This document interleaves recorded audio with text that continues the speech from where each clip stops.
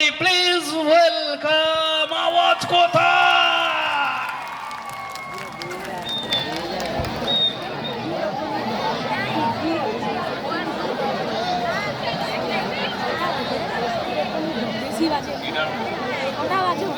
দাঁড়া দাঁড়া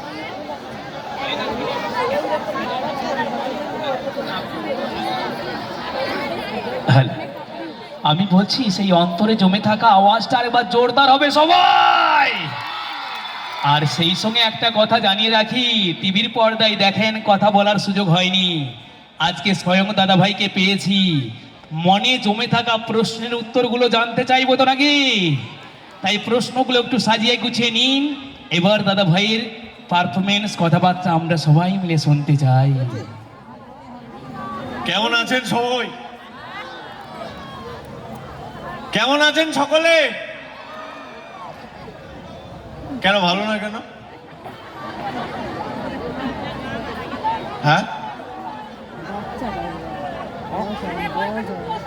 ওদের প্যাকেজে নেয়নি, আমাকে পেয়েছে, আমাকে নিয়ে চলে এসছে। ওরা অ্যাভেলেবেল ছিল না, তাই আশা করি ওরা পরে কখনো আসবে। গত বছর মিসকা এসেছিল, তখন হয়তো আপনারা আবার ওকে জিজ্ঞেস করেছেন যে যাই হোক যে বাকিরা কোথায়, তেমনি আমাকেও জিজ্ঞেস করলেন।